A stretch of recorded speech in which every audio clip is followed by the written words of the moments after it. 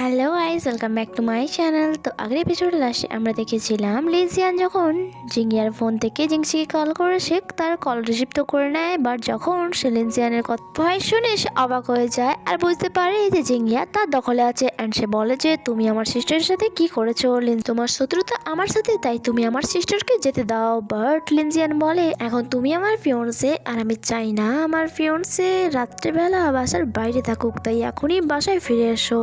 অন্যদিকে সংশিপ্পু যে মিস্টার কিউর কাছে কিছু ফটো নিয়ে গিয়েছিল অ্যান্ড সে তা দেখিয়ে বলে যে এটা সেই প্রমাণ যাতে পরিষ্কারভাবে দেখা যাচ্ছে জিংসিকে কিডন্যাপ করেছিল, আর এটা যদি আমি পুলিশকে দিয়ে দিই তাহলে তুমিও জিংকে বাঁচাতে পারবে না। তাই তুমি যদি চাও আমি পুলিশের কাছ পর্যন্ত না যাই তাহলে সেই কারের ডেস্ক ক্যামেরা দিয়ে দাও যা থেকে লিনজিয়ান মিং ফ্যামিলির অ্যাক্সিডেন্ট করেছিল। মিস্টার কিউ বলে তুমি লিনজিয়ানের থেকে অনেক বেশি বিশ্বাসযোগ্য, তাই আমি তোমার সাথে ডিল করতে রাজি আছি। এটা বলে সেই কারের ড্যাশ ক্যামেরা তাকে দিয়ে দেয় আর বলে যে ক্যামেরাটি একটু ভেঙে গিয়েছে, তাই তুমি তা প্রিপেয়ার করে নাও আর বাকি সব তোমার হাতে। যা দেখে সংশিপ্পু তো খুশি হয়ে যায় আর বলে আমরা পার্টনার হতে পারি। অন্যদিকে লিনজিয়ানের কাছে কিছুক্ষণের মধ্যেই জিংসি পৌঁছে যায় আর যাওয়া মাত্রই তাকে থাপ্পড় মারে আর তাকে জিজ্ঞাসা করে তুমি জিঙ্গিয়ার সাথে কি করেছো, তাকে কোথায় লুকিয়ে রেখেছো।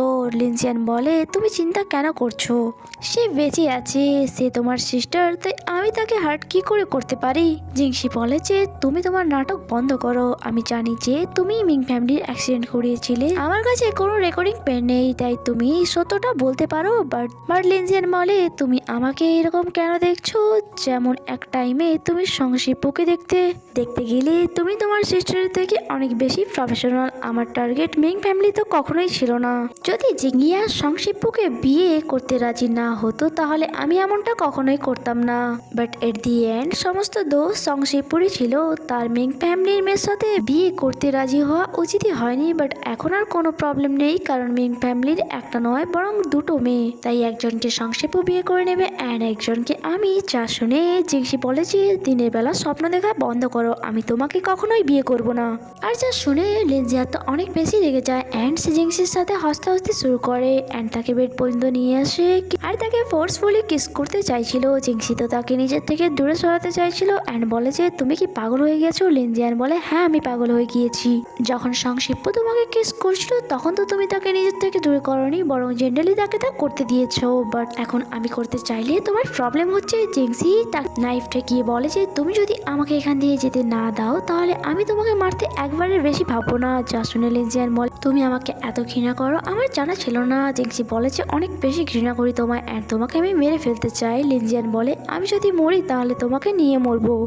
এখানে জিংসি লিনজিয়ানকে যে কোনোভাবে তার থেকে দূরে করে অ্যান্ড সেখান থেকে পালিয়ে যায় আর গার্ডসদের গিয়ে বলে লিনজিয়ান আমাকে জিঙ্গিয়ার সাথে কিছু কথা বলতে পাঠিয়েছে, তাই তোমরা এখন এখান থেকে যেতে পারো। তার কথা শুনে গার্ডসরাও সেখান থেকে চলে যায়। জিংসি তাড়াতাড়ি করে জিঙ্গিয়ার রুমে এন্টার করে, যাকে দেখে জিঙ্গিয়া অনেক বেশি বকা দিচ্ছিল যে তুমি তোমার জীবনের ঝুঁকি নিয়ে এখানে কেন এলে। জিঙ্গিয়া তো তাকে বারবার সেখান থেকে চলে যেতে বলছিল, বাট জিংসি বলে আমি তোমাকে না নিয়ে এখান থেকে যাব না, আর সে রুমের বাইরে নিয়ে যায়। অন্যদিকে সংশিপ্পু ড্যাশ ক্যামেরা পেয়ে অনেক বেশি খুশি ছিল অ্যান্ড যখন সে বাসার জন্য বাইরে আসছিল তখন জিংসির মেসেজ পড়ে জানতে পারে সে লিনজিয়ানের কাছে গিয়েছে অ্যান্ড তাকে যেতে মানা করেছে। বাট লিনজিয়ানের ওপর তো তার কোনো বিশ্বাস নেই, তাই তখনই সে জিংসির কাছে যাওয়ার জন্য চলে যায়। অন্যদিকে জিংসি যে জিঙ্গিয়াকে নিয়ে সেখান দিয়ে পালানোর চেষ্টাই করছিল, বাট তখনই সেখানে লিনজিয়ান চলে আসে। জিঙ্গিয়া বলে যে তুমি জিংসুকে এখান থেকে যেতে দাও, তোমার যা করার আছে তুমি আমার সাথে করো। বাট লিনজিয়ান বলে যে তুমি কে আর তোমার সাথে আমার বাকি সাথ। জিংসি জানতো যে লিনজিয়ান তাকে লাইক করে, তাই সে এগিয়ে আসে অ্যান্ড বলে যে তুমি যদি আমাদেরকে এখান থেকে যেতে না দাও তাহলে আমি নিজেকে শেষ করে নেব। তার এমন পাগলামি দেখে লিনজিয়ান তাকে এখান থেকে যেতে দেয়। অ্যাসিস্ট্যান্ট বলে যে মাস্টার আপনি যদি বলেন তাহলে আমরা কি তাদের পেছনে যাব। লিনজিয়ান বলে তার কোনো দরকার নেই, কারণ সে আমার, তাই ঠিক টাইমে সে আবারও আমার কাছে ফিরে আসবে। এতক্ষণে বাইরে সংশিপ্পু চলে আসে যে জিংসিকে অ্যান্ড জিঙ্গিয়াকে কারের মধ্যে বসিয়ে লিনজিয়ানের সাথে দেখা করতে যায়। আর লিনজিয়ান যে আবারও কোনো নতুন প্ল্যান করছিল, সংশিপ্পু তো গিয়ে তার ফেসে পাঁচ মারে অ্যান্ড বলে তুমি জিংসুর পেছনে কেন পড়ে আছো। লিনজিয়ান বলে যে সে আমার, তাই আমি তার পেছনে কেন পড়বো না। আর তার এই কথা শুনে সংশিপ্পু আরো বেশি রেগে যায় এবং তার ভালো করে ধলাই করার পর সে তার কারে ফিরে আসে।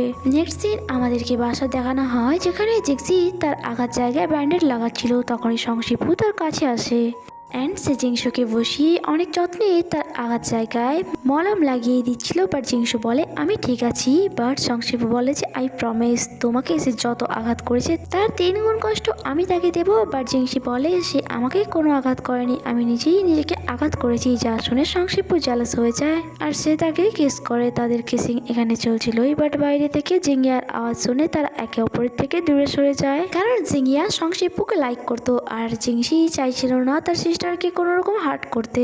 এরপর জিংশি জিঙ্গিয়ার কাছে যায় যে এখনো আপসেট ছিল আর তাকে বলে তুমি আমাকে এটা আগে কেন বলনি, আমি তোমার সিস্টার আর আমার তোমাকে প্রোটেক্ট করা দরকার। অ্যান্ড সে রেগে সেখান দিয়ে চলে যাচ্ছিল। বাট জিংশি বলে যে তোমার কোনো দোষ নেই, সব ভুলই আমার। তারা দুজনেই একে অপরকে সরি বলে অ্যান্ড হাগ করে নেয়। এরপর আমাদেরকে নেক্সট মর্নিং এ সিন দেখানো হয় যেখানে তারা 3 জনেই ছিল। অ্যান্ড এখানে সংশিপু মিং ফ্যামিলির সমস্ত প্রপার্টি জিঙ্গিয়াকে ফিরিয়ে দেয় আর যার জন্য তার 2 সিস্টারই তাকে থ্যাঙ্কস বলে।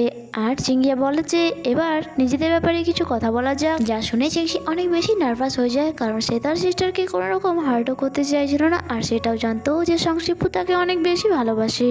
জিঙ্গিয়া বলে ফার্স্ট টাইম যখন তুমি আমাকে বলেছিলে তুমি আমাকে লাইক করো না, তা শুনে আমার অনেক বেশি খারাপ লেগেছিল। বাট যখন আমি জানতে পারি তুমি জিংশুকে লাইক করো আর ভুলে আমাকে তোমার ফিলিংস কনভিন্স করে দিয়েছিলে, তাই তোমার এই ভুলও আমার অনেক বেশি কিউট লাগে।